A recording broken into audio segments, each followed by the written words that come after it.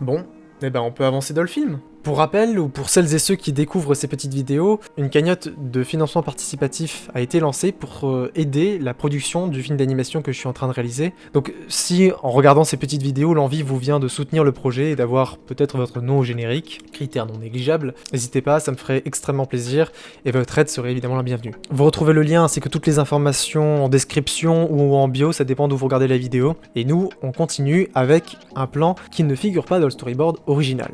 Ce plan vient un petit peu après, avec un petit peu de recul. Ça fait pas mal de temps déjà que les premiers plans ont été réalisés, comme je vous le disais dans les vidéos précédentes, et en discutant avec la personne qui va travailler sur la musique, on s'est tous les deux rendu compte que ce serait peut-être plus intéressant d'avoir beaucoup de plans larges. Alors j'ai décidé de faire un plan un petit peu particulier, hérité de ce que je sais faire en vidéo. J'ai décidé de faire ce qu'on appelle un travelling circulaire, donc c'est-à-dire une caméra qui tourne autour d'un axe en gardant comme direction le centre, et ce centre, c'est le protagoniste qui grimpe, ou en tout cas la ligne sur laquelle il grimpe. Donc pour créer un mouvement 3D à partir de formes 2D, on va faire appel à des principes physiques et surtout à une technique que j'ai apprise quand je faisais beaucoup de vidéos. Je faisais ce qu'on appelle communément du filmmaking en fait. Je travaillais parfois pour des clients, pour moi-même, pour YouTube. Bref, je m'exerçais dès que j'avais le temps. Et il y a quelques petites techniques qui me sont un petit peu restées et qui m'aident dans la vie de tous les jours. Et aujourd'hui, on va utiliser l'une d'entre elles. Elle s'appelle la parallaxe. La parallaxe, c'est le fait de transformer une photo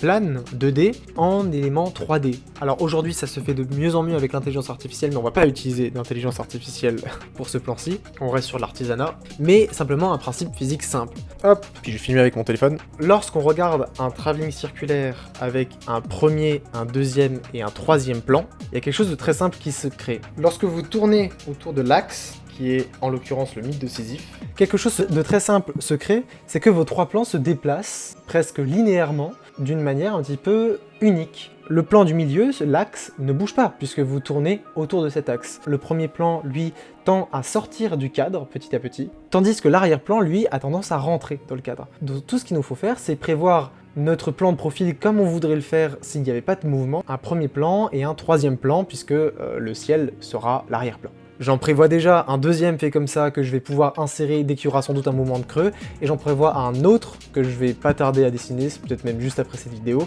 où cette fois-ci notre personnage n'a plus ses deux piolets, puisqu'il y a un moment, j'évite les spoils, mais il y a un moment où il a plus ses piolets. Ça peut être intéressant d'avoir le personnage qui escalade à main nue aussi, mais ça, c'est une autre histoire.